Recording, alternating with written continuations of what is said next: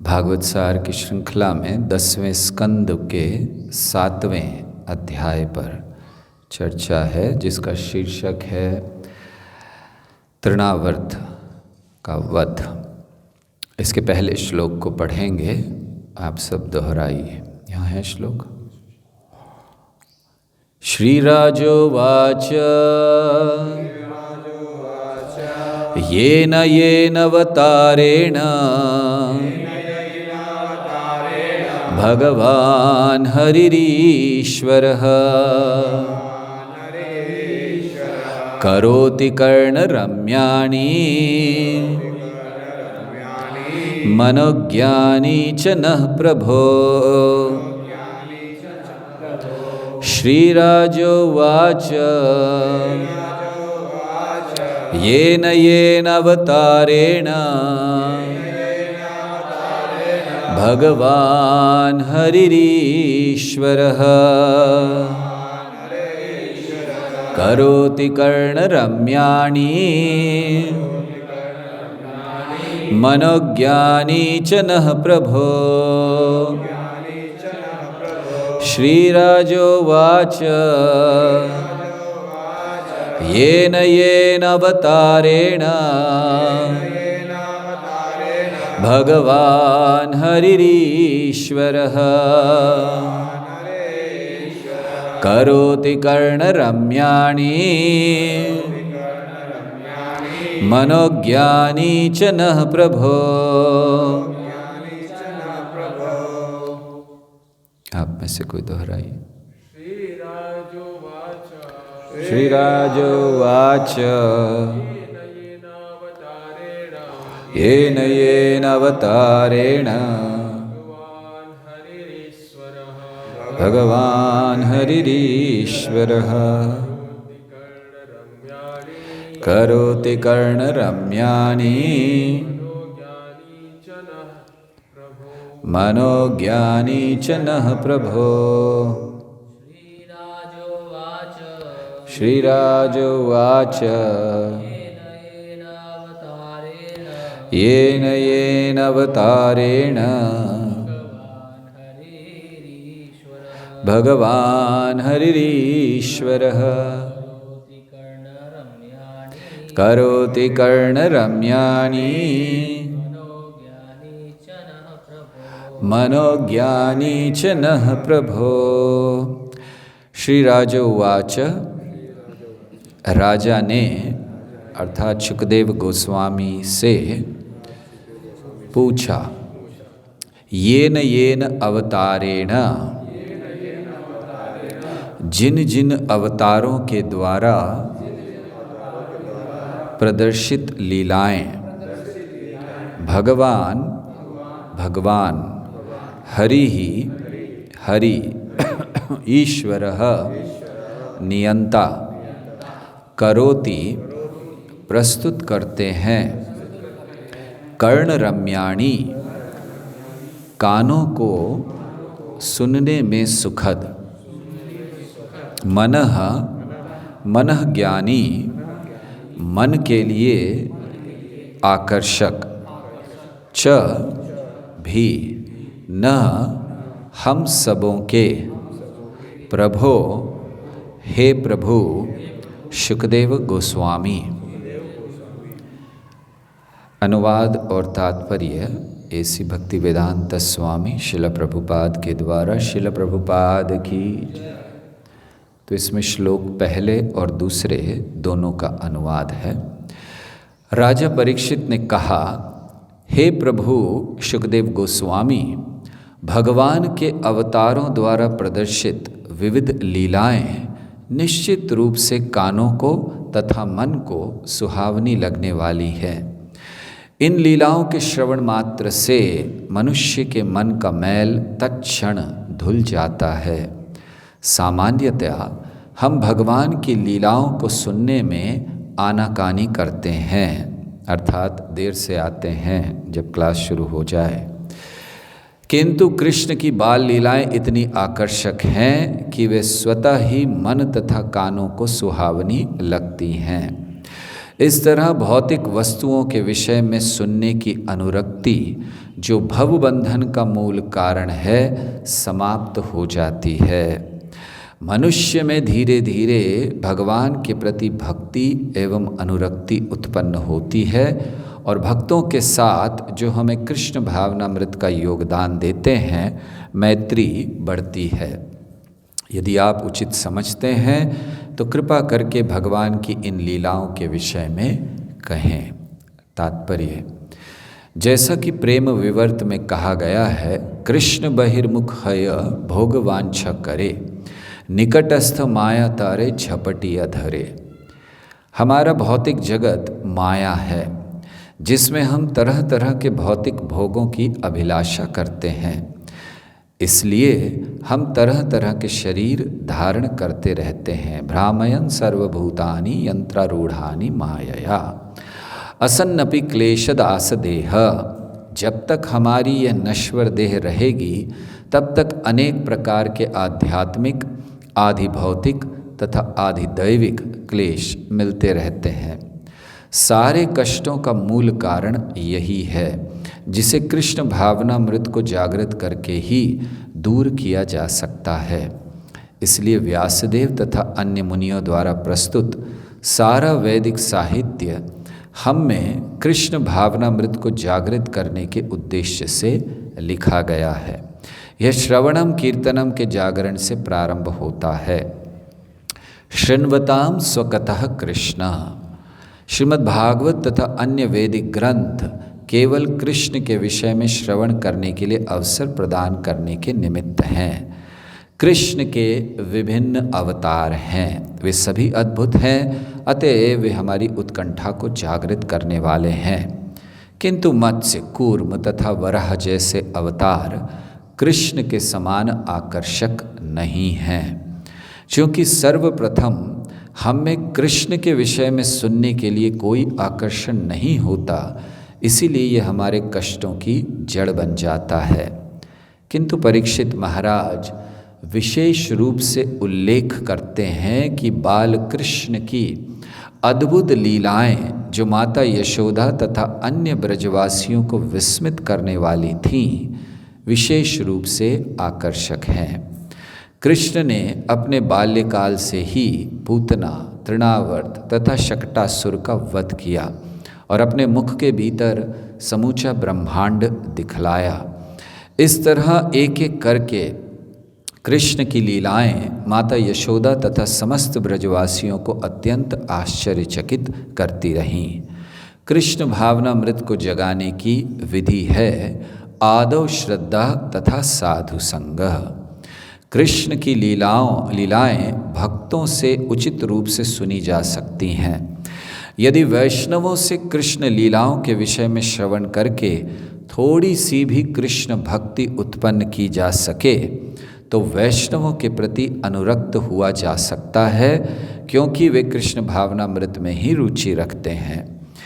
इसीलिए परीक्षित महाराज मनुष्यों के लिए संस्तुति करते हैं कि वे कृष्ण की बाल लीलाओं को सुनें, क्योंकि वे लीलाएं मत्स्य, कूर्म, वराह आदि अवतारों की लीलाओं की अपेक्षा अधिक आकर्षक हैं। शुकदेव गोस्वामी से अधिकाधिक सुनने की इच्छा से महाराज परीक्षित ने उनसे अनुरोध किया कि वे कृष्ण की बाल लीलाओं का आगे वर्णन करें, क्योंकि वे सुनने में सरल हैं तथा अधिकाधिक उत्सुकता जागृत करने वाली हैं। ओम विष्णुपादाय कृष्ण पृष्ठाय भूतले श्रीमते भक्ति वेदांत स्वामिनिति नामिने नमस्ते सारस्वती देवे गौरवाणी प्रचारिणे निर्विशेष शून्यवादी पाश्चात्य देश तारिणे। जय श्री कृष्ण चैतन्य प्रभो नित्यानंद श्री अद्वैत गदाधर श्रीवास आदि गौर भक्त वृंद। हरे कृष्णा कृष्णा कृष्णा हरे हरे, हरे राम राम राम हरे हरे। हरे कृष्णा। तो भागवत सार में जैसे हम लोग चर्चा करने के पहले सनातन गोस्वामी की प्रार्थनाओं को दोहराते हैं, तो आप सब साथ में इसको दोहराइए। सर्वशास्त्राब्धिपीयूषः सर्ववेदैकसत्फला सर्वसिद्धान्तरत्नाढ्या सर्वलोकैकदृक्प्रदा सर्वभागवतः प्राण श्रीमद्भागवतः प्रभो कलिध्वान्तोदिदादित्या श्रीकृष्ण परिवर्तिता परमानन्दपाठाय प्रेमवर्षक्षराय ते सर्वदा सर्वसेव्याय श्रीकृष्णाय नमोऽस्तुते मदेकबन्धो मत्सङ्गीन् मद्गुरो मन्महाधन मन्निस्तारकमद्भाग्य मदानन्द नमोऽस्तुते असाधु साधु तदाईन् अतिनीचोचतः कर हानमुञ्च कदाचिन्मां प्रेम्णा हृत्कण्ठयो स्फुरा।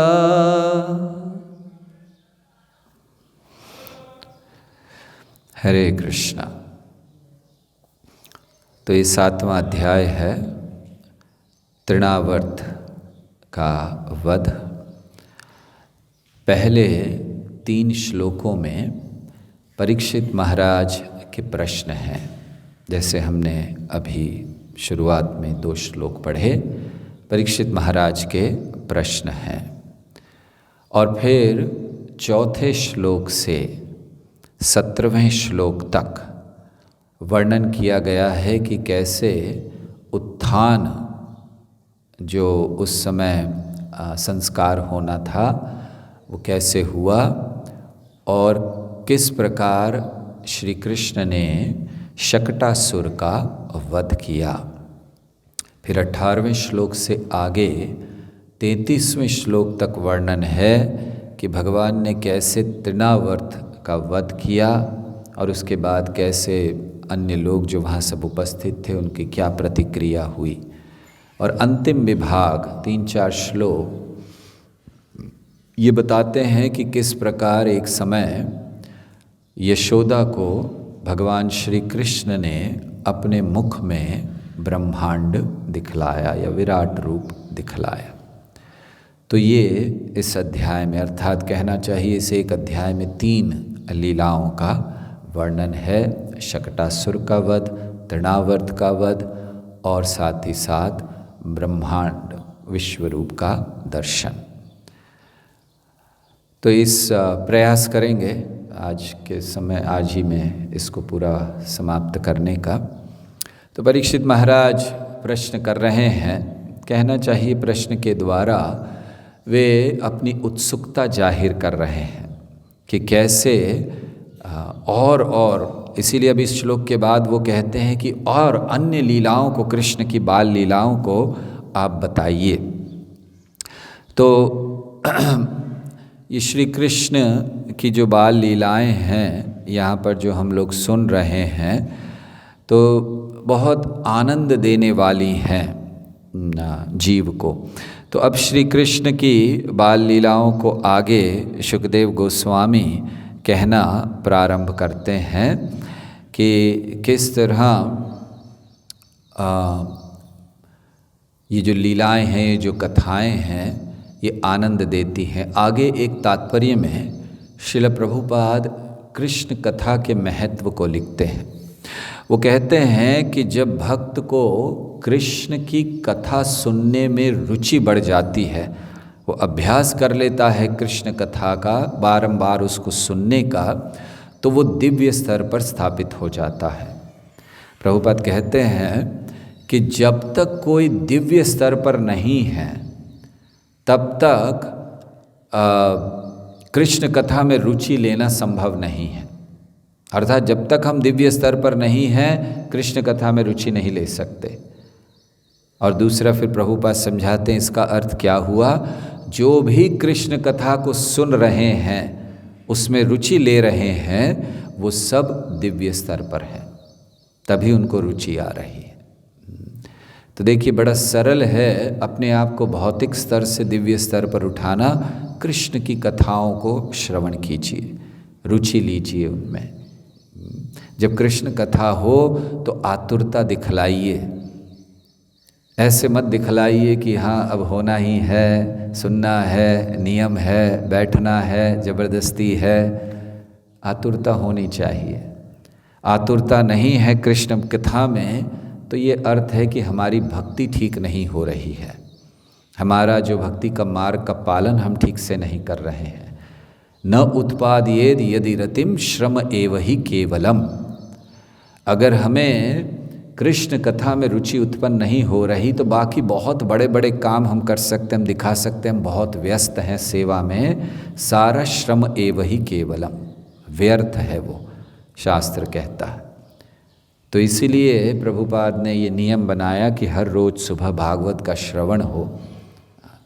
तो ये इसलिए था ताकि हमारी रुचि बढ़े, इसीलिए नहीं था कि हम इसको एक बोझा समझें और ज़बरदस्ती आकर बैठें, या तो फिर ना आए और कारण दें कि हम इसमें व्यस्त हैं, उसमें व्यस्त हैं। श्रम एव ही केवलम। तो यहाँ ये बहुत सुंदर कथा प्रारंभ होती है। भगवान शकटासुर, तो जब परीक्षित ने प्रश्न पूछ लिया तो फिर सुखदेव गोस्वामी ने शकटासुर की कथा कहना शुरू किया। उन्होंने कहा भगवान 3 महीने के थे, अर्थात जब पूतना का वध किया तो बहुत छोटे थे, कुछ ही दिनों के थे, लेकिन अब शकटासुर का वध करने के लिए अब वो 3 महीने के थे। तो जब 3 महीने के हुए तो उस समय वर्णन है कि उनका उत्थान जो संस्कार होता है वो किया गया। अर्थात उत्थान मतलब जब बच्चा पलटता है अपने आप, करवट लेता है या एक तरफ होता है, और या बस अब वो घर के बाहर निकलता है पहली बार, तो उसको भी कहा जाता है निष्क्रमण संस्कार उसको कहते हैं। तो ऐसे ये इस समय यहाँ यशोदा माता कर रही हैं। हम लोग देखते हैं कि संस्कारों का बड़ा महत्व है हमारे जीवन में। संस्कार क्यों करने चाहिए? वैसे तो 16 संस्कार दिए गए हैं, जिनमें से 10 प्रमुख हैं। जैसे प्रारंभ जिनका होता है विवाह से, फिर विवाह के बाद गर्भाधान संस्कार इत्यादि बहुत से संस्कार हैं। तो जन्म से लेकर मृत्यु तक, तो ये संस्कारों का क्या महत्व है? संस्कारों का पहला महत्व है कि संस्कार का शब्द का अर्थ क्या होता है? संस्कार मतलब एकदम सही कृति, पूर्ण कृति या पूर्ण कार्य, ये संस्कार कहलाते हैं। और संस्कारों का लाभ क्या होता है? पहला लाभ है ये बुरे कर्मों को दूर कर सकते हैं संस्कार। तो बच्चे में जब संस्कार दिए जाते हैं, संस्कार किए जाते हैं, तो ये बुरे कर्म को दूर कर सकते हैं। जैसे जब गर्भाधान संस्कार किया जाता है तो उसके द्वारा एक शुद्ध आत्मा को आकृष्ट किया जाता है माँ के गर्भ में। तो संस्कार पहला चीज़ कि बुरे कर्मों को दूर कर सकते हैं। दूसरा, अगर कोई बुरी या शैतानी ताकतें हैं या प्रभाव है, उनको भी वो दूर कर देते हैं। एनी इविल इन्फ्लुएंस, तो उसको भी संस्कार दूर कर देते हैं। साथ ही साथ वे शुभ या मंगलमय वातावरण को बढ़ाते हैं, शुभ या मंगलमय वातावरण की वृद्धि करते हैं ये संस्कार।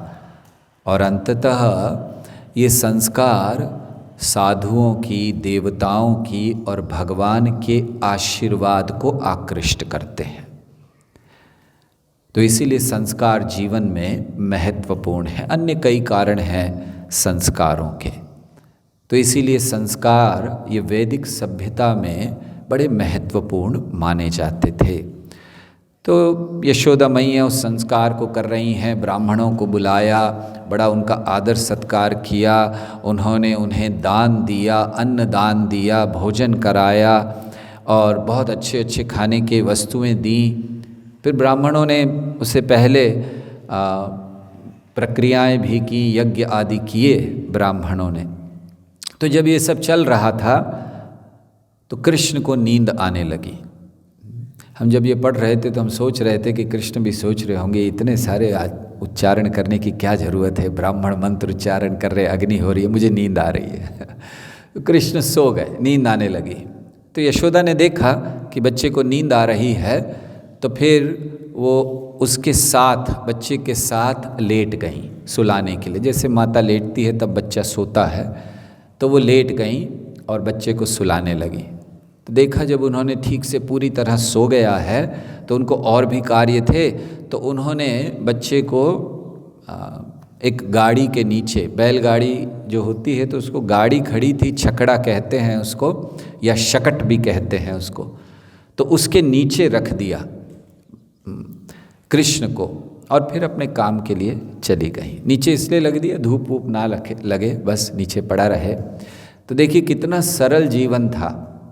यहाँ दो महत्वपूर्ण बातें हम लोग देखते हैं। प्रभुपाद लिखते हैं कि माता को अपनी संतान को पूरा समय देना चाहिए, तब संतान के हृदय में माता पिता के प्रति प्रेम उत्पन्न होता है। आजकल माताओं ने समय देना बंद कर दिया।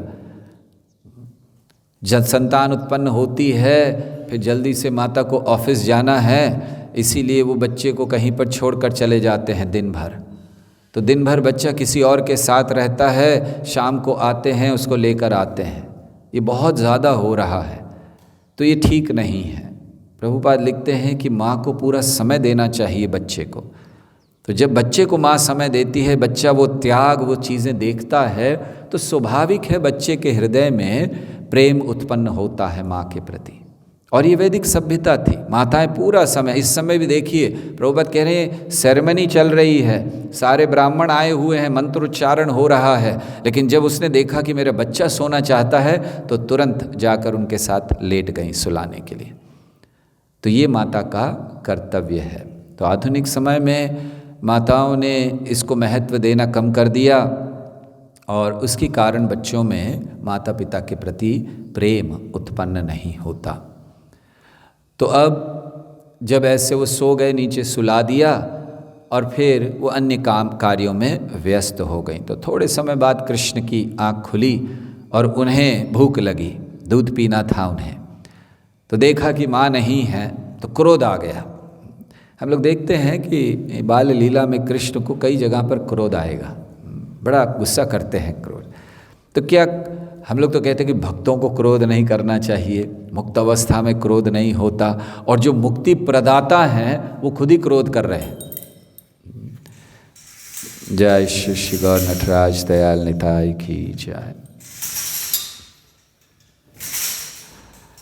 तो मुक्ति प्रदाता जो खुद हैं वही क्रोध कर रहे हैं, तो ये कैसे है? तो क्रोध यहाँ लीला के आनंद को बढ़ाने के लिए श्री कृष्ण करते हैं। तो अब क्रोध कर दिया, और क्रोध में देखते हैं जब छोटा बच्चा होता है तो क्रोध, छोटा से हैं लेटे हुए हैं तो अपने पाँव जो है वो हवा में हिलाने लगता है बच्चा। तो श्री कृष्ण ने भी ऐसा ही किया, लेटे हुए थे गाड़ी के नीचे। वर्णन ऐसे है कि वो तो गाड़ी के नीचे थे, गाड़ी बहुत ऊपर थी, ऐसा नहीं था कि उनके पाँवों को स्पर्श कर रही थी गाड़ी। इतने नीचे होती तो क्यों रखती यशोदा? तो गाड़ी आपने देखी है, बैलगाड़ी काफ़ी ऊंची होती है, तो बच्चा तो छोटा सा होता, वो नीचे था, और बैलगाड़ी के ऊपर बहुत सारे बर्तन रखे हुए थे, बहुत भरा हुआ था वो, तो इसलिए नीचे लिटा दिया। एक और चीज़ हम लोग देखते हैं कि देखिए कृष्ण को कैसा सरल जीवन पसंद है कि माता ने नीचे ज़मीन पर रख दिया। ऐसा नहीं कि कोई बहुत ऐश्वर्यशाली उनके लिए बिस्तर बना होगा, उस पर जाके रखेंगे, चामर हिला, कुछ नहीं, नीचे रख दिया, बस पड़े रहो यहीं पर। और कृष्ण भी पड़े हुए हैं, ये प्रेम है। तो फिर उन्होंने ऐसे बस हवा में पैर हिलाए और धड़ाम करके सारी जो गाड़ी थी, छकड़ा पूरा वो टूट कर गिरा। सुखदेव गोस्वामी कहते हैं उसके पहिए कहीं पर जाकर गिरे, उसके जो एक्सल वो जिससे जुड़ा होता है वो कहीं जाकर गिरा, बर्तन इतने सारे इधर उधर गिर गए, बहुत भयंकर आवाज़ आई। तो सारे आश्चर्यचकित हो गए, क्या हुआ ये सब? तो दरअसल हुआ ये था कि उसमें वहाँ पर एक असुर आया था, जिसको शकटासुर कहते हैं। शकट के रूप में वो आया, इसीलिए शकटासुर कहलाया। तो शकटासुर दरअसल इसका नाम था उत्कच। इस असुर का नाम था उत्कच, क्योंकि शकट के रूप में आया इसलिए शकटासुर कहलाया। कोई कहीं कहीं पर वर्णन है कि शकट के रूप में था, कोई कहते हैं कि हवा के रूप में था, इत्यादि। तो शकटासुर तो उत्कच था। दरअसल अपने पूर्व जन्म में ये उत्कच ये हिरण्याक्ष का पुत्र था, असुर हिरण्याक्ष का पुत्र। और एक समय ये जो उत्कच था ये लोमश ऋषि के पास पहुंचा, और लोमश ऋषि के आश्रम में उनका अपमान किया, पेड़ों को उखाड़ कर फेंकने लगा इत्यादि अपने बल के अहंकार में। तो लोमश ऋषि ने श्राप दे दिया कि तुम्हें बड़ा अहंकार है अपने शरीर का, बड़ा बल का, तो जाओ तुम्हारा शरीर ही नहीं रहेगा। तो वो फिर ऐसे ही हो गए बिना शरीर के। तो उस समय उन्होंने क्षमा मांगी लोमश ऋषि से कि क्षमा चाहते हैं, ऐसे मत कीजिए। तो उन्होंने कहा कि ठीक है, अब तो ऐसा हो गया, बहुत लंबे समय तक तुम ऐसे रहोगे, और फिर जब आगे चलकर श्री कृष्ण आएंगे लीला करने तो श्री भगवान के चरणों का स्पर्श तुम्हें प्राप्त होगा। देखिए, अगर कोई भक्त, कोई वैष्णव, कोई साधु दंड भी दे देते हैं, श्राप भी दे देते हैं, तो वो भी हमारे लिए बहुत बड़ा आशीर्वाद बन जाता है। जैसे यहाँ पर श्राप दिया, लेकिन इतना बड़ा आशीर्वाद कि कृष्ण के चरण कमल प्राप्त होंगे। तो ऐसे ये शकटासुर आया था कृष्ण को मारने, लेकिन कृष्ण ने केवल अपने पाँव को हवा में जरा सा हिलाकर छोटे छोटे पाँवों को मार दिया। विश्वनाथ चक्रवर्ती ठाकुर बहुत सुंदर इस श्लोक में जहाँ ये कहा गया कि कृष्ण ने पाँवों को हिला के मार दिया, बहुत सुंदर बात कहते हैं। वो कहते हैं कि देखिए कृष्ण में और अवतारों में भेद। कृष्ण जब आते हैं तो कैसे मारते हैं असुरों को? केवल पांव हिलाकर, बस थोड़े से पांव हिलाया असुर मर गया, दूध पीते पीते मार दिया। लेकिन वामन देव जब आए तो उनको अपना बड़ा विशाल रूप लेना पड़ा, नरसिंह देव आए तो उनको भी बड़ा विशाल रूप लेकर मारना पड़ा, अन्य भी अवतारों में हम देखते हैं कि बड़ा मेहनत करना पड़ा। यहाँ कृष्ण बैठे बैठे लेटे लेटे बस असुरों को मार रहे हैं। इसीलिए वो कहते हैं कृष्णस्तु भगवान स्वयं, ये भगवान है, ये प्रमाण है। तो ऐसे श्री कृष्ण ने इस शकटासुर का वध कर दिया, और वहाँ उपस्थित जितने लोग थे उन्होंने देखा, सब भाग कर आए, क्या हुआ? तो ये जो शकटासुर है, इसको जैसे गाड़ी के रूप में था तो सब गाड़ी इधर उधर गिरी, तो पूछने लगे इधर उधर, अरे कैसे हुआ, क्या हुआ? तो बच्चे खेल रहे थे वहाँ पर, तो बच्चों ने कहा कि दरअसल कृष्ण ने पाँव लगा दिया इसीलिए ये टूट गई गाड़ी। तो उन्होंने विश्वास नहीं किया, छोटा सा बच्चा है, जरा सा, इतने से पाँव हैं उसके, इतनी बड़ी गाड़ी कैसे हो सकता है? तो विश्वास नहीं किया। तो ऐसे श्री कृष्ण ने बड़ी आसानी से शकटासुर का वध कर दिया। शकटासुर हमारे भक्ति के जीवन में भी है। शकटासुर क्या प्रतिनिधित्व करता है? शकटासुर भार वहन करने की प्रवृत्ति का सूचक है। जैसे बहुत बड़ा भारी भरा हुआ था उसमें, तो भार वहन करने की प्रवृत्ति का सूचक है शकटासुर। क्यों? क्योंकि शकटासुर ऐसे आया तो कैसा भार होता है हमारे ऊपर, किस भार को हम अपने जीवन में लेकर चलते हैं। हम लोग जानते हैं कि जब भगवान का वर्णन करते हैं तो हम लोग कहते हैं कि श्री कृष्ण भावग्राही जनार्दन है। जैसे एक बहुत प्रसिद्ध श्लोक है जिसमें ये कहा गया है कि मूर्खो वदति विष्णाय धीरो वदति विष्णवे उभौ तो समम पुण्यम भावग्राही जनार्दन। तो क्या कहा गया है कि अगर कोई मंत्र उच्चारण करते समय जैसे सारे मंत्रों को कहते हैं ओम कृष्णाय नमः इत्यादि, लेकिन विष्णु के लिए ये नहीं कहा जाता। तो कोई मूर्ख है वो कहेगा ओम विष्णाय नमः, लेकिन जो ज्ञानी है धीरो वदति विष्णवे, वो जानता है कि ओम विष्णवे नमः कहा जाता है। मगर वो कहते हैं कि दोनों को समान पुण्य मिल सकता है। क्यों? भावग्राही जनार्दन, अगर भाव सही है। कृष्ण ग्रामर नहीं देखते हैं, भाव देखते हैं। इसलिए कृष्ण को व्याकरण ग्राही जनार्दन नहीं कहा गया, भावग्राही जनार्दन कहा गया। तो वो भाव देखते हैं। तो कृष्ण है भावग्राही जनार्दन या भावग्राही, और अन्य जीव हमारे जैसे जो भगवान की भक्ति ठीक से नहीं करते वे भारवाही कहलाते हैं। हम लोग भावग्राही नहीं हैं, हम भारवाही हैं। भार को लेकर चलते हैं। कौन सा भार होता है हमारे ऊपर? पहला भार हमारे ऊपर होता है बुरी आदतों का। हम इसको लेकर चलते हैं। बहुत सी बुरी आदतों का भार है हमारे ऊपर जो हमारी भक्ति में बाधा आती है। भार मतलब मान लीजिए कि कोई व्यक्ति नदी पार करना चाहता है, तो नदी पार कर रहा है और उसने पीठ पर बहुत सारा भार रखा हुआ है, तो वो कैसे नदी पार करेगा? डूब जाएगा। हम लोग भौतिक जगत से आध्यात्मिक जगत जाने का प्रयास कर रहे हैं, हम इस भौतिक भव सागर को पार करने का प्रयास कर रहे हैं। अगर पीठ पर भार है तो डूब जाएंगे। तो कौन सा भार है, अर्थात कौन सी बाधाएं भक्ति में? बुरी आदतों का भार।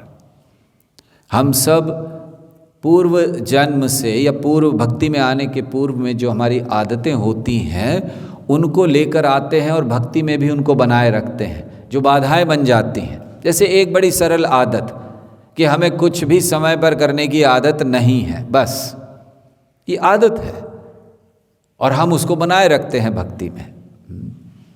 तो ना भगवान का दर्शन सही समय पर खुले, ना भगवान को भोग सही समय पर लगे, आदत है। तो ये भक्ति में बाधा है। ना हम कथा में आए समय पर, तो ये बुरी आदतों का भार हमारे सर पर है बनाए। और कई आदतें ऐसी होती हैं जो भक्ति में बहुत बड़ी बाधा बन जाती है। निंदा करने की आदत होती है, व्यक्ति को निंदा कर देते हैं, या अन्य बहुत सारी आदतें। तो आदतों का भार हम लेकर चलते हैं। दूसरा भार हमारे ऊपर होता है तथा कथित कर्तव्यों का भार। इस जगत के हम बहुत सारे कर्तव्यों को अपने ऊपर ले लेते, ये मेरा कर्तव्य है, वो मेरा कर्तव्य है, लेकिन असली कर्तव्य कृष्ण की सेवा उसको भूल जाते हैं। इसीलिए अन्य सारे कर्तव्य भार बन जाते हैं। तो कर्तव्यों का भार हम लोग लेकर चलते हैं। कभी कभी भौतिक ज्ञान और ऐश्वर्य भी हमारे लिए भार बन जाते हैं। ऐसा समझाया गया है कि वो सर जो भगवान के सामने ना झुके, शरीर पर केवल भार है। वो हाथ जो भगवान की सेवा में ना लगे, शरीर के केवल भार हैं। वो मुकुट, किसी राजा के सिर पर कोई मुकुट, ऐसा मुकुट जो भक्तों की चरण धूलि को ना ले, अर्थात उनके सामने ना झुके, केवल एक भार है सर पर। और प्रभुपाद एक बहुत सुंदर बात कहते हैं कि ये भगवत विहीन भौतिक ज्ञान की प्रगति, अर्थात भौतिक ज्ञान की बड़ी प्रगति हो रही है, लेकिन ये भगवत विहीन भौतिक ज्ञान सारे मानव समाज पर एक भार है। क्योंकि भगवान की भक्ति या भगवत ज्ञान उसमें नहीं है, और इसीलिए भार बन रहा है। तो इसको हमें समझना चाहिए कि हमें इन भारों को त्यागना है। ये जीवन भार लेने के लिए नहीं बना है। जैसे एक कथा बताई जाती है, एक बड़ी बूढ़ी स्त्री, वो वन से जा रही है, उसने बहुत सारी लकड़ियों को अपने सर पर रखा है, बांध कर रख कर लेके जा रही है। जाते जाते अचानक उसके सर से वो गिर जाता है, संभाल नहीं पाती। और अब बूढ़ी है, अब कहाँ सारी लकड़ियाँ फिर से उठाए, रोने लगती है, पुकारती है भगवान को, भगवान कुछ कीजिए, भगवान रक्षा कीजिए, भगवान आइए। भगवान आ जाते हैं, बताओ क्या बात है, तो क्या कर सकता हूँ तुम्हारे लिए। तो उसने कहा कि ये सब लकड़ियों को जरा उठा के मेरे सर पर फिर से रख दीजिए। हम लोग भी ऐसे ही हैं, भक्ति में आए हैं, भगवान के निकट आए हैं और क्या कह रहे हैं भगवान को, बस ये लकड़ियाँ उठा कर रख दीजिए। भगवान सामने थे, वो जो चाहे मांग सकती थी, भगवान से मुक्ति मांग सकती थी, प्रेम मांग सकती थी, गोलोक में वास मांग सकती थी। उसने कहा भार को उठा कर रख दीजिए। तो ये हमारी स्थिति है। तो हमें भारवाही नहीं, तो भारवाही नहीं बनना है और कृष्ण हैं भावग्राही, वो तो हम बन ही नहीं सकते। तो क्या बनना चाहिए? सारग्राही। भगवान के भक्त वैष्णव ये सारग्राही होते हैं, जो सार को ग्रहण करते हैं। वेदेश्च सर्वैरहमेव वेद्यो वेदांत कृत वेद विदेव चाहम। उस सार को सारे वेदों से ग्रहण कर लेते हैं कि कृष्ण सार हैं। तो ये हमारे लिए आवश्यक है कि हम भारवाही ना बने। कृष्ण को नहीं बोलें कि उठाकर लकड़ियां फिर से हमारे सर पर रख दो। हम सारग्राही बने, और ऐसे सारग्राही बने जिसके द्वारा सारे वेदों के सार को हम समझ सकें। तो ये इस शकटासुर लीला का महत्व है कि हम अपने ऊपर जो भार को लेकर चल रहे हैं उसको त्याग दें। तो कैसे ये हो सकता है? हम शकटासुर का वध कैसे कर सकते हैं जो हमारे हृदय में बैठा है? सबसे पहली चीज़, हमें अपने कर्तव्यों को इस भाव में करना चाहिए कि हमें केवल कर्तव्य करना है, फल भगवान जाने। कर्मण्यवाधिकारस्ते मा फलेषु कदाचन। कर्म कीजिए, फल की चिंता मत कीजिए, भगवान पर कुछ छोड़ दीजिए, लेकिन अपने कर्म, अपने कर्तव्य बड़ी गंभीरता से कीजिए। दूसरी चीज़, शास्त्र का ज्ञान प्रामाणिक स्थान से ग्रहण कीजिए और कृष्ण को अपना रक्षक और कृष्ण को अपना पालक मानिए। तब हम ये सारे भारों से परे चले जाएंगे। हम ये नहीं सोचेंगे मुझे ये करना है, मुझे वो करना है। हम जानेंगे कि हमारा कर्तव्य अच्छा करना है, लेकिन संभालने वाले, रक्षा करने वाले भगवान हैं। तो हमारे मन से ये भार नहीं रहेगा, सार हो जाएगा। तो शकटासुर की लीला हमें भार से सार की ओर जाने का मार्ग देती है। तो ऐसे हमें ये करना चाहिए।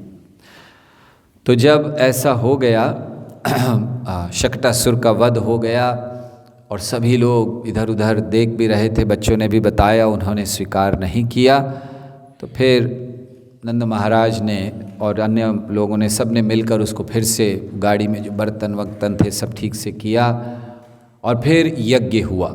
उन्होंने यज्ञ करवाया फिर से कि ताकि जितने भी, उन्होंने उस समय फिर गायों को दान दी, क्योंकि उनको लगा कि कोई बुरा प्रभाव मेरे बच्चे पर हो रहा है, इसलिए गाय दान दी, यज्ञ करवाया ताकि वो सब दूर हो जाए। तो ऐसे शकटासुर वध की लीला शुकदेव गोस्वामी कहते हैं। फिर आगे वो कहते हैं कि एक दिन यशोदा मैया कृष्ण को अपने गोद में लेकर बैठी थी, जब कृष्ण प्रायः 1 वर्ष के थे। तो देखिए, हम लोग जो लीलाएं सुन रहे हैं, ऐसा नहीं है कि रोज हो रही हैं जो ये लीलाएं हैं। तो हमने देखा कि बहुत थोड़े से थे, कुछ ही दिन के थे, पूतना का वध किया, 3 महीने थे शकटासुर, 1 साल के हो गए तब तृणावर्त। तो बीच में क्या हुआ? क्या बीच में कंस किसी को नहीं भेज रहा था? कंस चुपचाप बैठता था, फिर उसको याद आता था 3 महीने 4 महीने बाद कि चलो फिर से मारे कृष्ण को? नहीं, कृष्ण तो भेजता होगा, लेकिन वो इतने महत्वपूर्ण नहीं थे, मतलब वो इतने शक्तिशाली नहीं रहे होंगे, या कहना चाहिए कि टॉप आतंकवादी नहीं थे वो लोग, इसीलिए उनका वर्णन नहीं आता। जैसे अभी भी समाज में बहुत सारे आतंकवादी हैं, लेकिन वर्णन किसका आता है? टॉप लीडर्स का। ये आतंकवादी बड़ा है, वो आतंकवादी। केवल कुछ बड़े बड़े आतंकवादियों का ही वर्णन कर रहे हैं, सबका नहीं कर पा रहे हैं। कितने सारे असुर भेजता होगा कंस। तो 1 वर्ष हो गया था। तो एक समय माता लेकर बैठी थी गोद में, और अचानक गोद में खिला रही थी यशोदा। बहुत सुंदर वर्णन है कि किस तरह यशोदा उनको खिला रही थी। कृष्ण के मुख को स्पर्श कर रही थीं, ऐसे खिला रही थीं, तो अचानक वो बहुत भारी हो गए। ऐसा वर्णन है कि ब्रह्मांड से ज़्यादा भारी हो गए। यशोदा से उठाया नहीं जा रहा था। उसने कहा ये क्या हो गया, इतने भारी कैसे हो गए? तो यशोदा ने नीचे रख दिया। कुछ थोड़े बहुत ब्राह्मणों को कहा मंत्रों का उच्चारण करें, और फिर वो अपने कार्य में लग गई। तो जब कृष्ण भारी हुए, नीचे रख दिए ब्रह्मांड से भारी, उसी समय एक असुर आया, तृणावत। इसने बवंडर का रूप लिया था ऐसे। तो पूरा उस समय ब्रज में आया, वहाँ पर गोकुल में, और बड़ी तेजी से वहाँ पर फैलने लगा, और सभी की आंखें बंद हो गईं, धूल धूल सब जगह हो गई, आंधी आने लगी, तूफान आने लगा, सब देख रहे हैं, किसी को कुछ दिखाई नहीं दे रहा है। और इसमें वो आया और कृष्ण को बड़ी आसानी से उठा कर ले गया। तो ऐसा कैसे हुआ? अभी तो यशोदा माता गोद में नहीं उठा पा रही थी, इतने भारी हो गए ब्रह्मांड की तरह, और अब ये कैसे उठा कर ले गया? तो कृष्ण हल्के हो गए।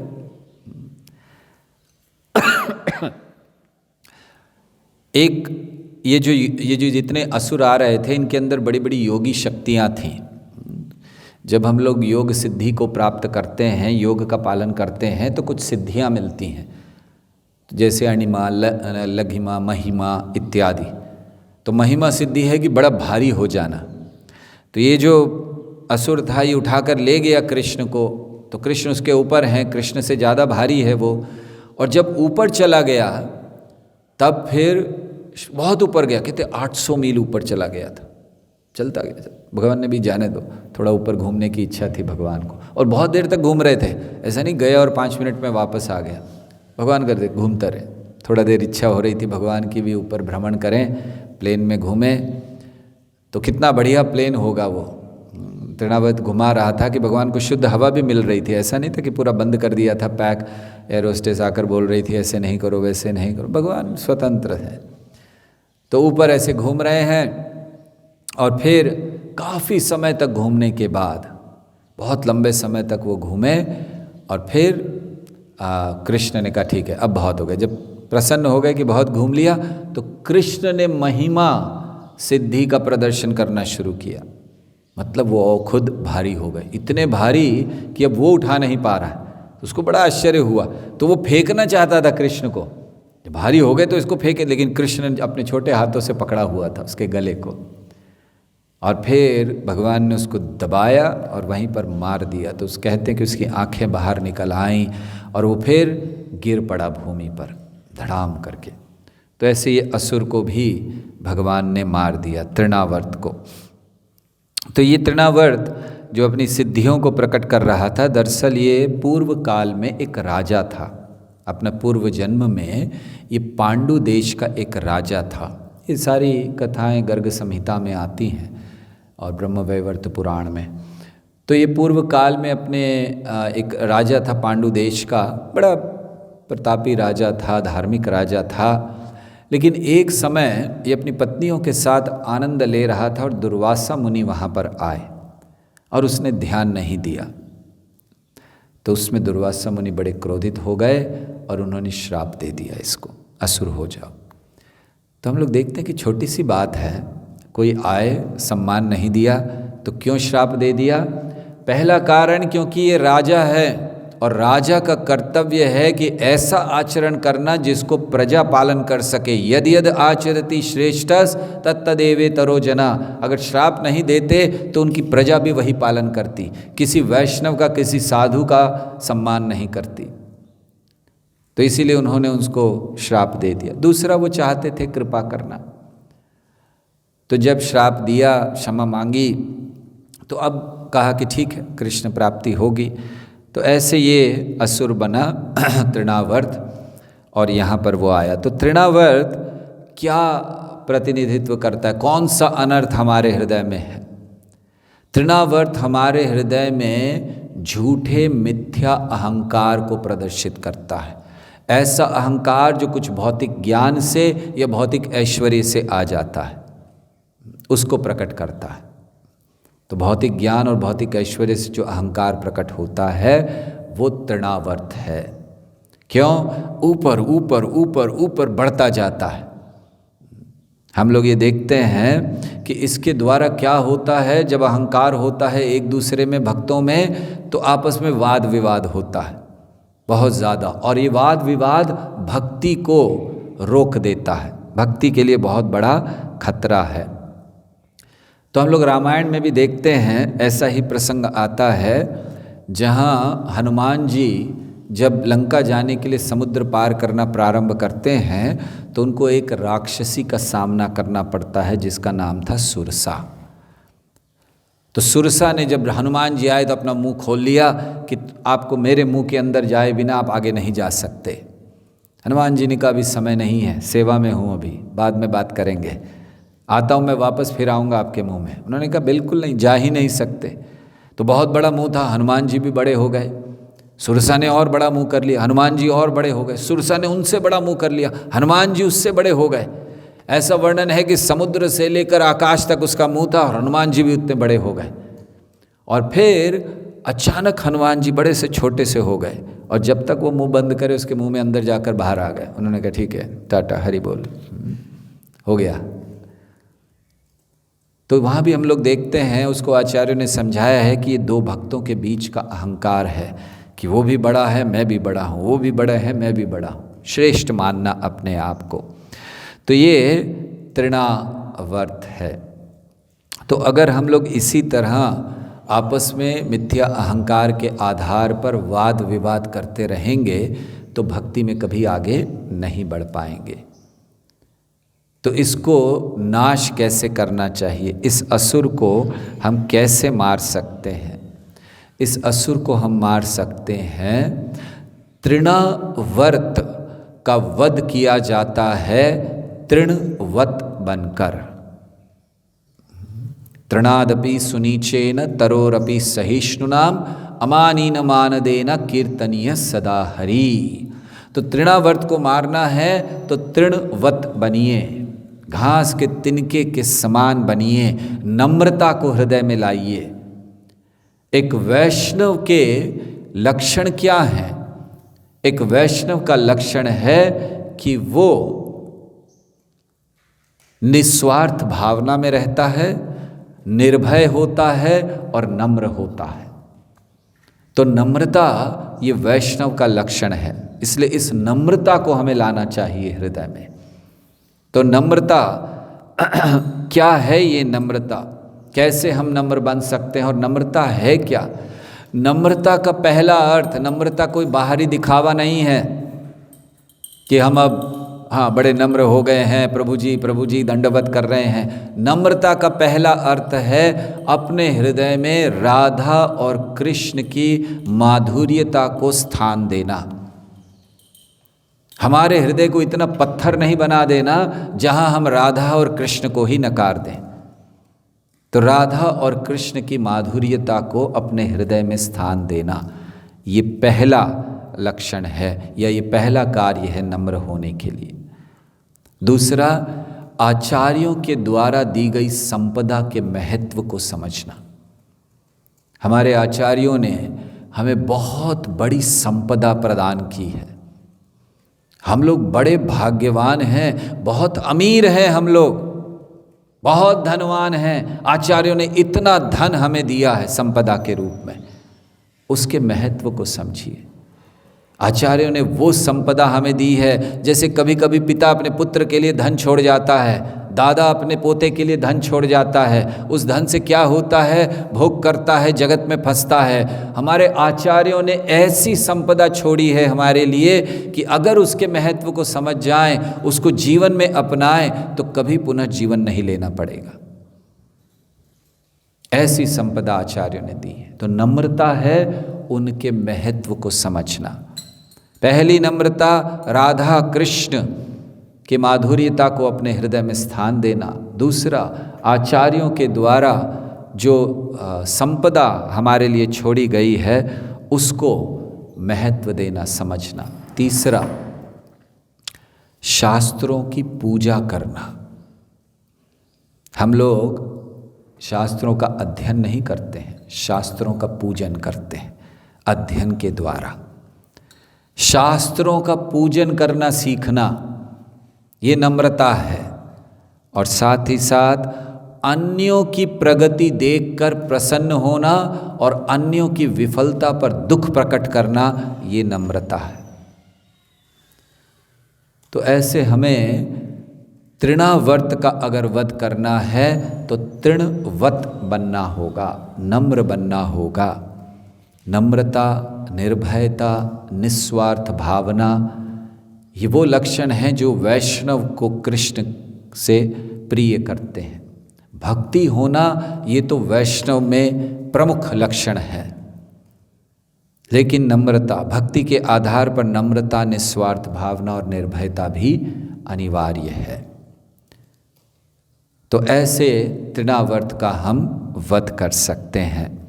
और फिर अंतिम विभाग इस अध्याय का है कि जहाँ जब ये वध हो गया तृणावर्त का, तो नंद महाराज और इत्यादि सारे जो थे बड़े आश्चर्यचकित हुए और उन्होंने कहा, नंद महाराज ने, हमने पूर्व काल में बड़ी तपस्या की होगी, बहुत दान धर्म किया होगा, तभी हमारे बच्चे को कुछ हुआ नहीं है। क्योंकि जब वो गिरा तृणावर्त, इतना बड़ा उसका शरीर था और कृष्ण उस पर आराम से खेल रहे थे, उसकी छाती पर आराम से, उनके लिए एक प्लेग्राउंड था वो। तो फिर उनको उठाया गया, लाए और जल्दी से मंत्रों का उच्चारण हुआ।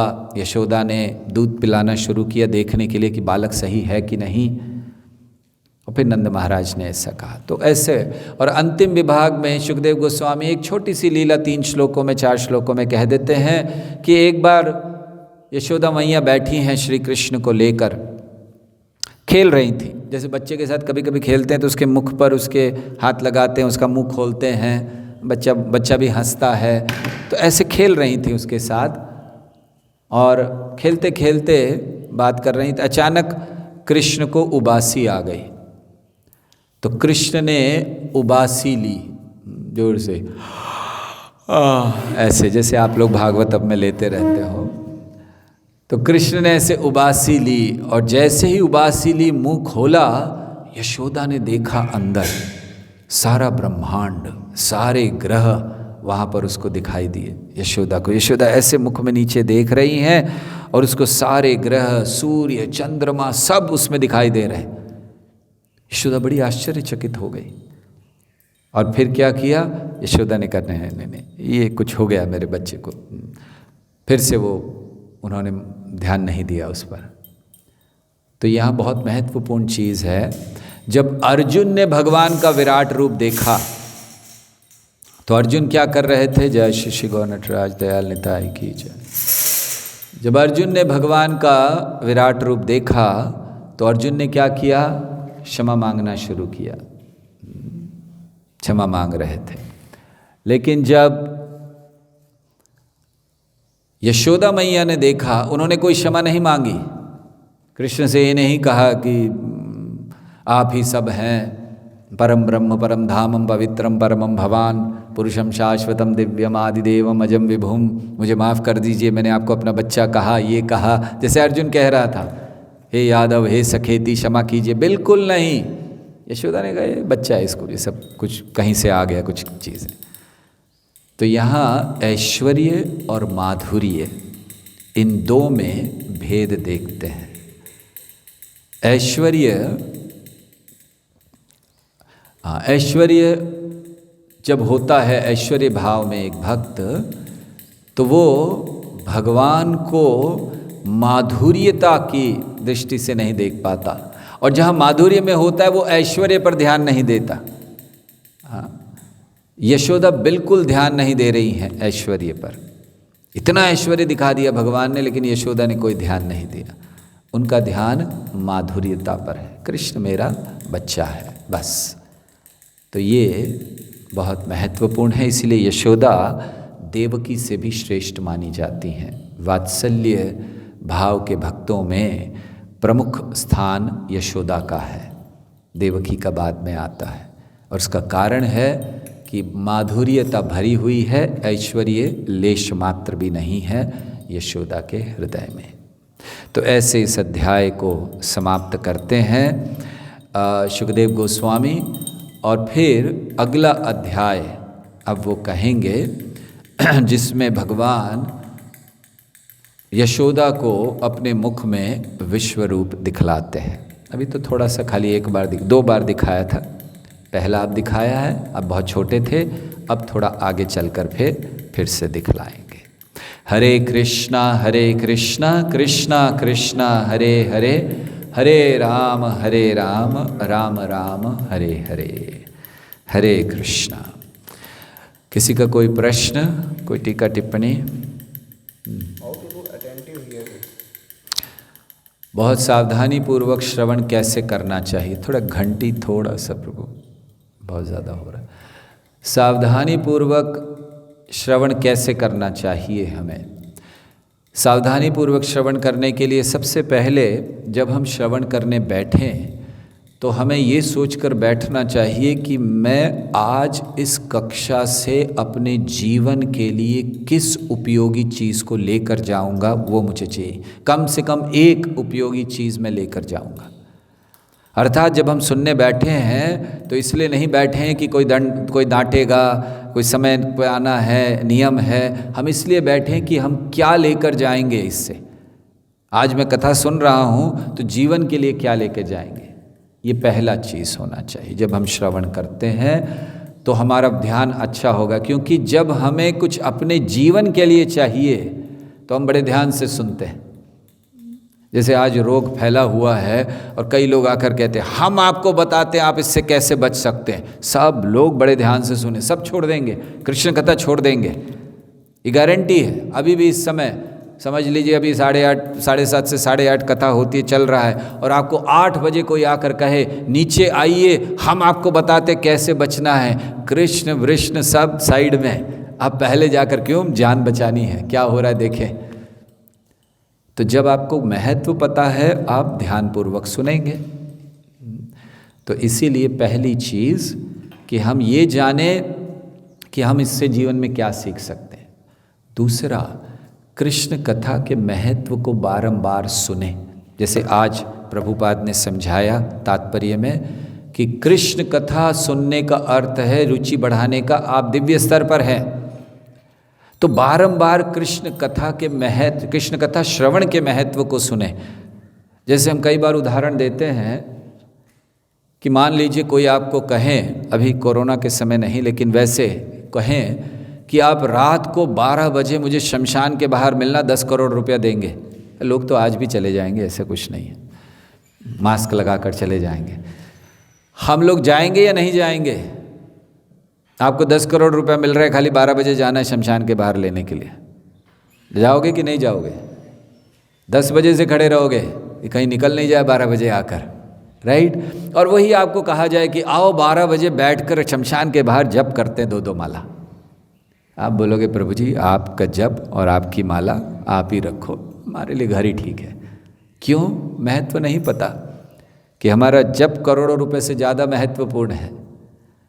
तो इसीलिए उसके महत्व को पता चल जाएगा। जैसे हमें आज धन के महत्व को पता है कि 10 करोड़ मिल गए तो बस जीवन सफल, तो हम भागेंगे उसके पीछे। ऐसे ही अगर हमें पता चल जाए कि कृष्ण कथा मिल गई तो जीवन सफल, हम बड़े ध्यान से सुनेंगे। और तीसरी चीज़, हमें शारीरिक तौर से भी थोड़ा सा ध्यान रखना चाहिए कि हम कथा से पहले ठीक से सो कर आएँ। ये नहीं सोचें कि कथा तो है ही सोने के लिए।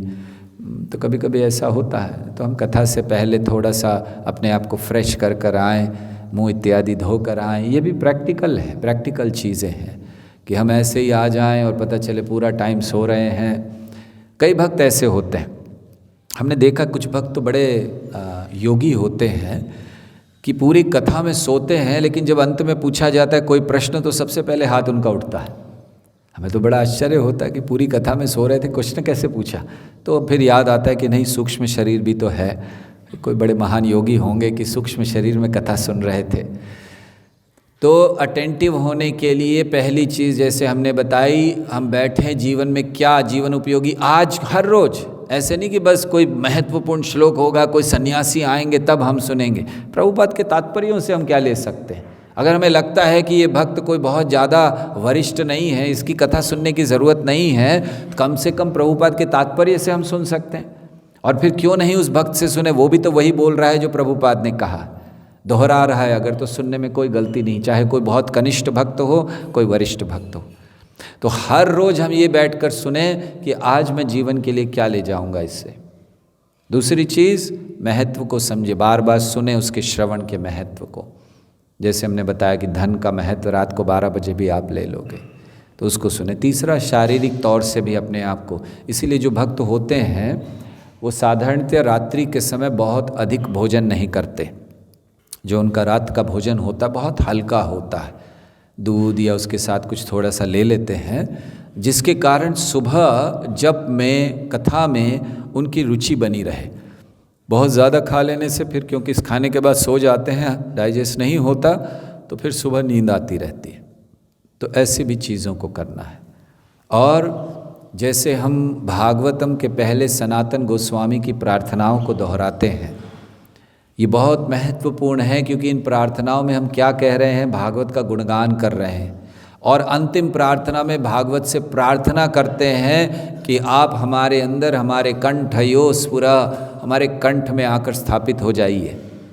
ये प्रार्थना है ताकि अब हम भागवत को अच्छी तरह से समझ सकें। तो ऐसी कुछ प्रार्थनाएं भी हमें करनी चाहिए। ठीक है, और कोई प्रश्न है किसी का? यस, गिरिराज प्रभु।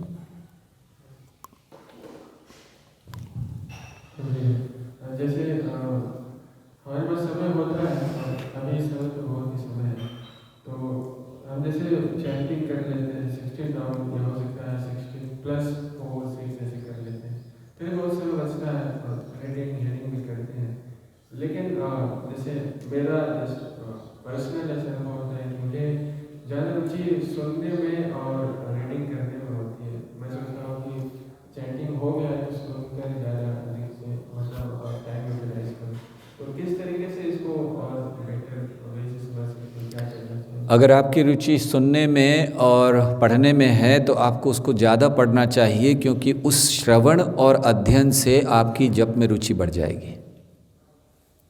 श्रवण अध्ययन अब क्यों करते हैं? ताकि जप में रुचि बढ़े, भगवान के नाम का महत्व पता चले, तो फिर स्वाभाविक है हमारे अंदर वो रुचि बढ़ेगी कि चलो 1 माला और कर लेता हूँ, 2 माला और कर लेता हूँ। प्रभुपाद ने कितने स्थानों पर लिखा महामंत्र का जप करना चाहिए। तो अगर आपके अंदर श्रवण और अध्ययन की रुचि है तो कोई तकलीफ नहीं, उसको करिए। समय बर्बाद करने से अच्छा उसको करिए। और आप देखेंगे कि धीरे धीरे जब आप उसको बढ़ाएंगे, कुछ समय में आपके अंदर जप करने की भी रुचि बढ़ जाएगी। लेकिन जब हम लोग श्रवण अध्ययन नहीं करते हैं और केवल जप करते हैं, तो क्योंकि हम लोग अभी उतने ऊंचे स्तर पर नहीं हैं, तो धीरे धीरे वो जप करने की रुचि भी समाप्त हो जाती है। इसलिए कोई गलती नहीं है, श्रवण होना चाहिए और उसमें रुचि है तो अभी उसको ज़्यादा करिए, क्योंकि वो भी भक्ति का एक अंग है। प्रभुपाद समझाते हैं कि जो 9 अंग दिए गए हैं, श्रवणम, कीर्तनम, विष्णु स्मरणम, पाद सेवनम, तो श्रवण करना भी महत्वपूर्ण है, कीर्तन करना भी महत्वपूर्ण है। प्रभुपाद कहते कोई भी एक विधि भी अगर अच्छी तरह की तो भी उद्धार हो सकता है। श्रवण के विषय में तो भागवत में इतना कहा गया है कि केवल श्रवण से, शृण्वताम स्वकतः कृष्ण पुण्य श्रवण कीर्तन हृदयंतस्तु भद्राणी विदुनोति सुहृत्सताम। तो श्रवण का तो बहुत महत्व केवल एक ही नहीं, कई श्लोकों में दिया है। तो इसीलिए भक्ति का अंग है, उसको हम ज़्यादा करें अगर रुचि हमें आ रही है। लेकिन उस रुचि का लाभ ये होगा कि हमें जप में भी रुचि बढ़ जाएगी। ठीक है? हाँ, इतने सारे असुर आने के बाद भी माँ यशोदा अलर्ट नहीं थी, ऐसा क्यों? इतने सारे असुर आने के बाद भी माँ यशोदा ध्यान नहीं रखती थी, अलर्ट नहीं थी, ऐसा क्यों? क्या अलर्ट होती? वो लॉक करके रख देती कृष्ण को, लॉकडाउन। हाँ, असुर आ रहे हैं, अंदर रहें। भगवान के भक्त पूर्णतः भगवान पर आश्रित होते हैं।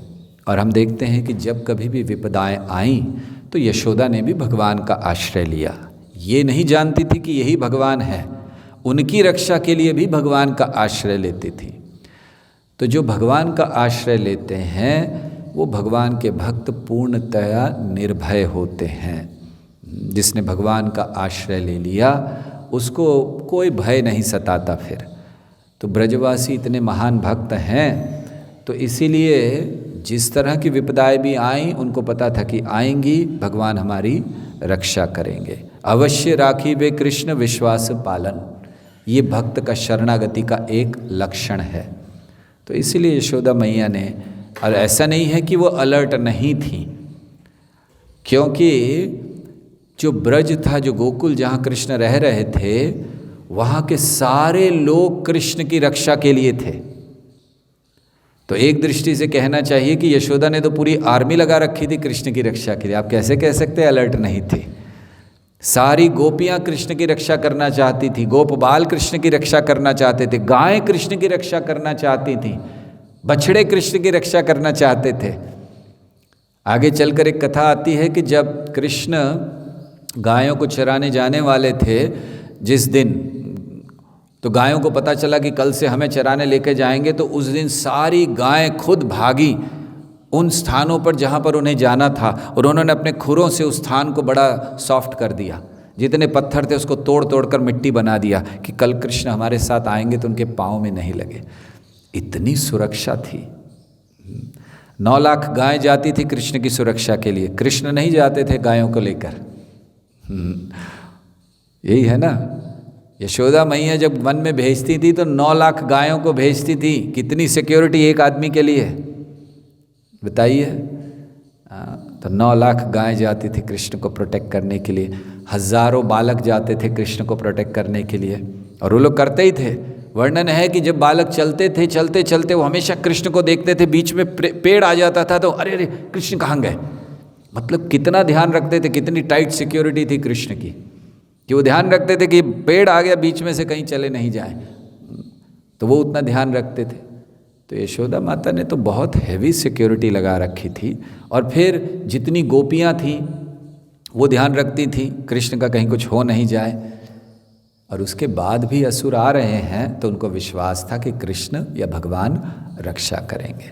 तो क्योंकि ब्रज उस समय जितने भी भक्त थे वो सारे प्रेम करते थे, इसलिए लॉक रखने की ज़रूरत नहीं थी। प्रेमी भक्तों के बीच थे कृष्ण, तो कौन सी सुरक्षा वो चाहेंगे, इसलिए यशोदा ने ध्यान नहीं दिया। ठीक है, और कोई प्रश्न बताएं? यस। जन्म से पहले शिशु 9 महीने गर्भ में रहता है, तो उसमें आत्मा कब प्रवेश करती है? जन्म से पहले शिशु 9 महीने तक माँ के गर्भ में होता है, तो उसमें आत्मा कब प्रवेश करती है? पहले दिन। जिस दिन माता और पिता संग में आते हैं और माता गर्भ धारण करती है, उसी दिन आत्मा प्रवेश करती है। ये वैज्ञानिकों का कहना झूठ है कि बालक को 2 महीने तक मारा जा सकता है, 3 महीने तक हो तो गर्भपात किया जा सकता है, क्योंकि फिर उसमें अभी जान नहीं आई है, जान बाद में आएगी। ये उनका कहना है। पहले दिन बीज जब प्रकट होता है तभी आत्मा आती है। और इसका प्रमाण क्या है? बच्चा बड़ा कैसे होगा, शरीर बड़ा कैसे होता है अगर आत्मा नहीं है?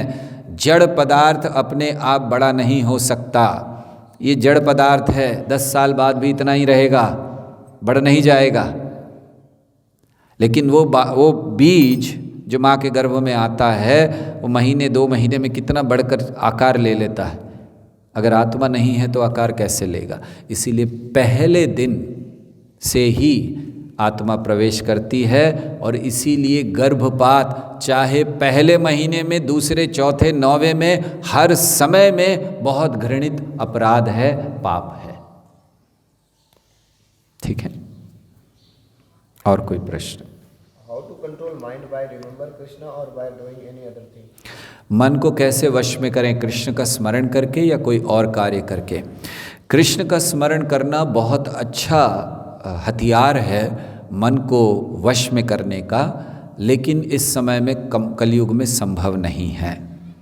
हम लोग सतत बैठ नहीं सकते और कृष्ण का स्मरण नहीं कर सकते, क्योंकि कलयुग का प्रभाव इतना है, हमारा मन बड़ा दूषित है। इसीलिए हमें मन को वश में करने के लिए क्या करना चाहिए? पहली चीज़ मंत्र का उच्चारण। मनः त्रायते इति मंत्र, मंत्र का उच्चारण निश्चित होना चाहिए, ये ज़रूर करना है मन को। दूसरा, सेवा में लगना चाहिए। हम केवल जप करते करते, हरिदास ठाकुर तो है नहीं कि बैठे रहें जप करते रहें बड़ा आनंद आए। भक्ति सिद्धांत सरस्वती ठाकुर ने एडवर्टाइजमेंट भी दिया था कि अगर कोई भी आए बस दिन भर जप करे, हम उसको खिलाएंगे पिलाएंगे। कोई नहीं आया, जप करना संभव नहीं। लेकिन मंत्र का उच्चारण होना चाहिए, सेवाएं होनी चाहिए और नम्र भाव में वैष्णवों की सेवा ज़रूर करिए। अगर मन को नियंत्रण करना है, वैष्णवों की सेवा होनी चाहिए, तब जाकर मन नियंत्रण होगा। तो मंत्र का जाप हो, शास्त्र का अध्ययन हो, सेवा हो और वैष्णव सेवा विशेष करके बड़े नम्र भाव में करें, तब हम मन को नियंत्रण कर सकते हैं। और वैसे मन को नियंत्रण करने के और भी कई तरीके हैं कैसे हम कर सकते हैं, लेकिन भक्ति में यही प्रमुख तरीके हैं। कीर्तन में मन लगता है पर रीडिंग में उतना नहीं। कीर्तन में मन लगता है पर रीडिंग में उतना नहीं लगता, क्योंकि अभी हम मनोरंजन के स्तर पर हैं, कृष्ण रंजन में नहीं पहुँचे हैं। तो हमें कीर्तन अच्छा लगता है इसलिए हम कीर्तन करते हैं, ये भक्ति का सिद्धांत नहीं है। भक्ति का सिद्धांत ये है जो आचार्यों ने हमें दिया वो हम करें। केवल हमें अच्छा लगता है इसलिए करते हैं तो वो फिर भक्ति नहीं है। क्यों? जैसे हम मंदिर आते हैं, क्यों हमें अच्छा लगता है, कल को अच्छा नहीं लगेगा छोड़ देंगे। हम प्रचार करते हैं, प्रवचन देते हैं, हाँ क्यों? हमें अच्छा लगता है, कल को हमें कहा जाए भाई प्रवचन मत दो तो हम संस्था छोड़ देंगे। अरे ये सब पॉलिटिक्स होता है, राजनीति होती है यहाँ पर। तो इसीलिए हमें उस मार्ग पर चलना है जो आचार्य गण बताते हैं। और आचार्य गण क्या बताते हैं हमें? वो बताते हैं जो मार्ग हमें दिया उसको। तो इसीलिए हमें सारी चीज़ों को करना चाहिए, लेकिन हाँ स्वाभाविक है किसी एक चीज़ में हमारी रुचि होगी उसको बड़े ध्यान से करना चाहिए। जैसे अभी हम प्रश्न के उत्तर में बता रहे थे कि गिरिराज प्रभु ने पूछा तो हमने कहा श्रवण में रुचि है तो उसको बढ़ाना है, क्योंकि उससे फिर जप में भी रुचि आएगी। तो अगर इसका अर्थ ये नहीं है कि अगर हमें कीर्तन अच्छा लगता है तो हम कीर्तन छोड़ दें कि नहीं ये हमारा मनोरंजन है हम नहीं करेंगे।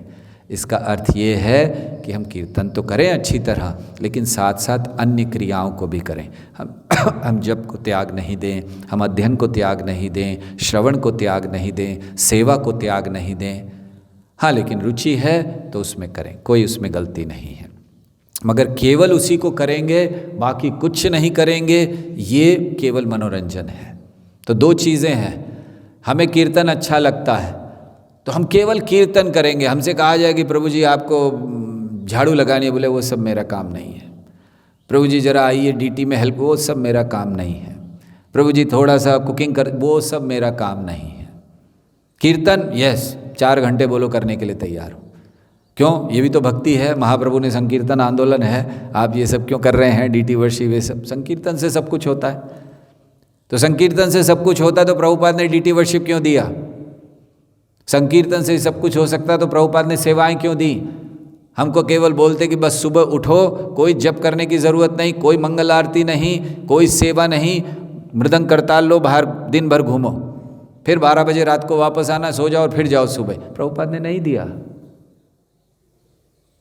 तो इसीलिए हम ये जो बता रहे हैं कि एक तरफ हम एक एक्सट्रीम में जाते हैं कि बस मैं केवल संकीर्तन करूँगा, कीर्तन करूँगा, बस कोई सेवा नहीं, ऐसा नहीं है।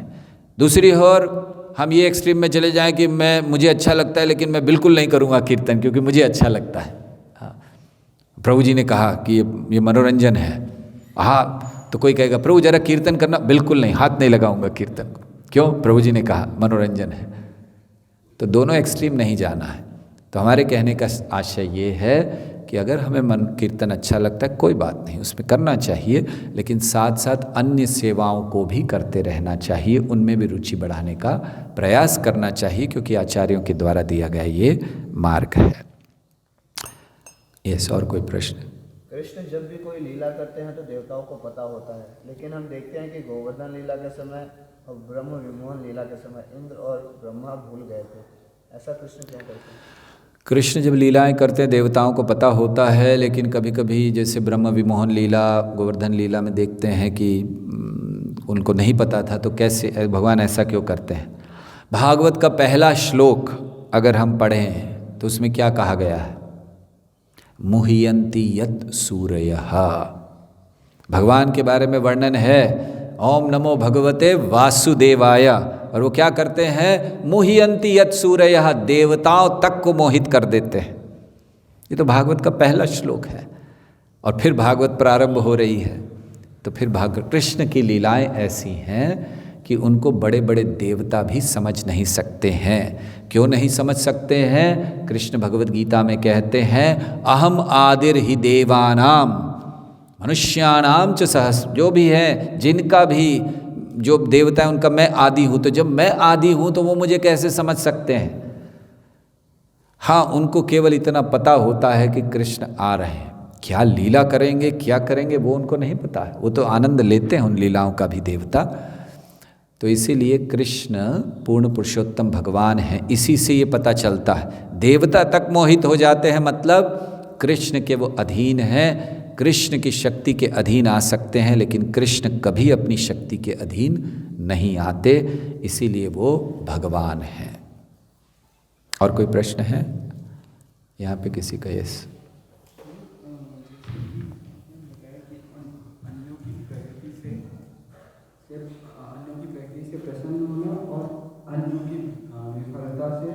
दुखी हो। तो कभी कभी हम देखते हैं कि जो है मतलब कोई हमारा मित्र या वो बहुत ज़्यादा मटेरियल प्रगति तो करता है, लेकिन अगर उसको हम कुछ बताते हैं तो फिर वो मतलब उसको इतना गर्व हो जाता है कि वो सुनना ही नहीं चाहता। तो ये किस कारण है कि हमारी उसकी ऐसा तो नहीं कि हमारा जो है मतलब उसकी मटेरियल प्रगति से हम दुखी हो रहे हैं, देन हम उसको समझा रहे हैं कि ये है, और उसके पॉइंट ऑफ व्यू से देखें कि वो क्यों नहीं समझ पा रहा है। हाँ, जब हम लोग ने यहाँ भक्तों की बात की तो ऑफकोर्स भौतिक प्रगति की बात नहीं थी, लेकिन हाँ भौतिक प्रगति भी देखकर हमें किसी के प्रसन्न होना चाहिए, दुखी नहीं होना चाहिए। भले हम लोग भक्त हैं तो ऐसा नहीं, मान लीजिए अचानक कोई व्यक्ति अच्छा हो जाए, उसको बहुत धन आ जाए, बड़ा प्रसिद्ध हो जाए, तो हम ये सब माया है, ये सब ये सब बेकार है। नहीं, अच्छा है, भगवान की कृपा है, हम उसको भगवान की कृपा देखते हैं। भौतिक ऐश्वर्य भी किसी को मिल रहा है तो भगवान की कृपा है। तो जब हम उस व्यक्ति को समझाने जाएं कि भाई ये हो रहा है, तुम बहुत ज़्यादा उसमें कर रहे हो, तो वो नहीं मानता है, तो इसमें क्या कारण हो सकते हैं? एक कारण जैसे आपने बताया कि हो सकता हो कि आप अच्छे भाव से उसको नहीं समझा रहे हैं, आपके मन में थोड़ा सा द्वेष है, इसको इतना मिल गया मुझे नहीं मिला, तो आप उसके एक मित्र के भाव में उसको समझाने का प्रयास कर रहे हैं, लेकिन हृदय में ये है कि द्वेष भरा, तो वो सुनेगा नहीं। दूसरा कारण ये भी हो सकता है कि ऐसा नहीं है ज़रूरी कि आपके हृदय में द्वेष है, आपने उसको समझाया लेकिन वो अभी तैयार नहीं है, या आपने उसको जिस बात को समझाया, जिस तरीके से समझाया वो गलत हो सकता है। हर व्यक्ति को समझाने का तरीका अलग होता है, हर एक को हम डंडा लेकर नहीं समझा सकते, है ना। जैसे पशु को डंडे से कंट्रोल कर सकते हैं, मनुष्य को नहीं किया जाता है। हर एक व्यक्ति को हम डंडा लेकर समझाएं तो वो बातें नहीं समझेंगे, कुछ समझ जाते हैं।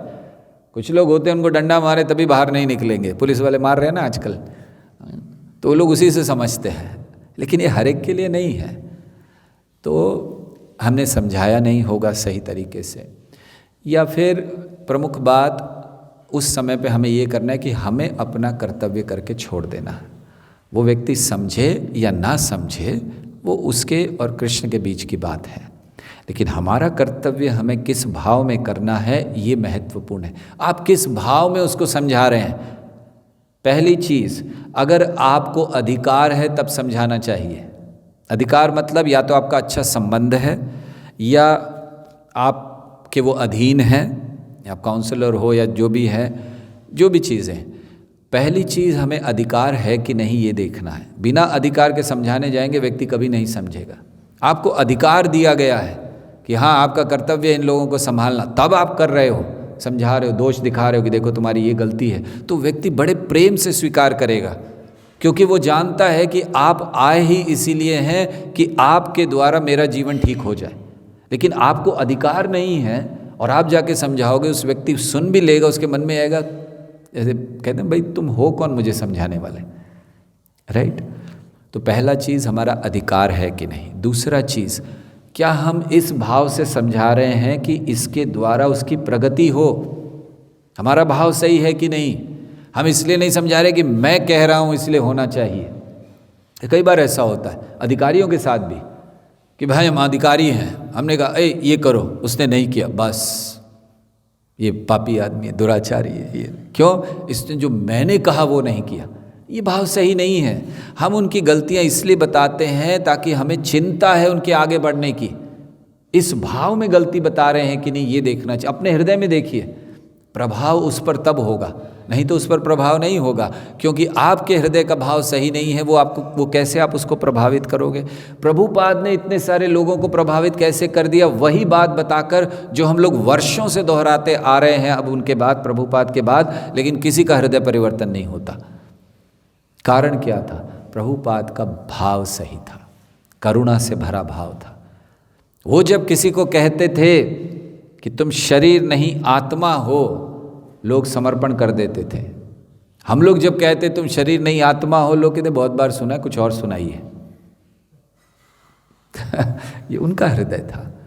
तो क्योंकि उनके हृदय में कोई गलत भावना नहीं थी, वो केवल जीव का उद्धार करना चाहते थे। तो इस शुद्ध हृदय से उन्होंने कहा, लोगों का हृदय परिवर्तन हो गया, लोगों ने जीवन समर्पण कर दिया। बहुत बड़ी बात है ये। आज आप बताइए कौन ऐसा व्यक्ति है जिसको जहां वो जा रहे हैं लोग धड़ाधड़ समर्पण कर रहे हैं? जिस जगह चले गए लोग समर्पण कर रहे हैं। 10 मिनट के लिए किसी से मिले, जीवन समर्पित कर दिया उसने। ये प्रभुपाद ने करके दिखाया, क्योंकि उनका हृदय शुद्ध था। तो उनका क्या था? वो ये सोचते थे कि मैं प्रभुपाद भी डांटते थे, ऐसा नहीं प्रभुपाद दोष नहीं दिखाते थे कि प्रभुपाद अदोषदर्शी हैं, किसी का दोष देखा ही नहीं उन्होंने। बहुत डांटते थे प्रभुपाद। हाँ, घबराते थे लोग रूम में जाने के लिए प्रभुपाद के, लेकिन हृदय में प्रेम भरा हुआ था। इसीलिए डांट खाकर भी वो लोग उनसे प्रेम करना नहीं छोड़ा। तो ये महत्वपूर्ण है कि अगर आप किसी को कुछ बता रहे हो, आपके हृदय में सही में ये भाव है। जैसे प्रभुपाद के पिता प्रभुपाद को डांटा करते थे, लेकिन डांटने से पहले क्षमा मांगते थे उनसे। आप सोच सकते हो ऐसा पिता? प्रभुपाद के पिता उनको कहते थे कि देखो, मुझे डांटना तो नहीं चाहिए, लेकिन डांट रहा हूँ, नहीं डांटूंगा तो तुम बिगड़ जाओगे। और फिर डांटते थे, क्षमा मांग कर डांटना। ये कहाँ देखा है? ये वैष्णवता है। तो अगर हमारा ऐसा भाव है तो सामने वाले का हृदय पिघलेगा ही, बदलेगा ही। तो पहली चीज़ अधिकार है या नहीं है, हमारा संबंध कैसा है, और हम किस भाव में कह रहे हैं। और कुछ चीज़ें महत्वपूर्ण होती हैं, आप किस समय कह रहे हो। आप 4 मित्र बैठे हैं, 5 मित्र, उनके बीच में आपने उसको बोल दिया, तुम ऐसे आदमी हो, ये करते हो, वो बेचारा कभी आपसे आगे बात नहीं करेगा। वही चीज़ आप उसको अलग से बुलाकर कहें कि देखो मैं ऐसा देख रहा हूँ और ये है, तो वो बहुत प्रेम से स्वीकार करेगा। तो ये भी होता है, कभी कभी हम लोगों को आदत होती है 10 लोगों के सामने डांट देते हैं, तो फिर वो स्वीकार नहीं करता उसको। तो काल भी देखना ज़रूरी है, स्थिति देखना ज़रूरी है, भाव देखना ज़रूरी है, अधिकार देखना ज़रूरी है, तब हम कुछ कह सकते हैं, हृदय परिवर्तन होगा। ठीक है, बहुत बहुत धन्यवाद। हरे कृष्णा कृष्णा कृष्णा हरे हरे, हरे राम राम राम हरे हरे। ग्रंथराज श्रीमद्भागवतम की जय, शिल प्रभुपाद की जय, निताई गौर प्रेमानंदे, हरि हरि बोल।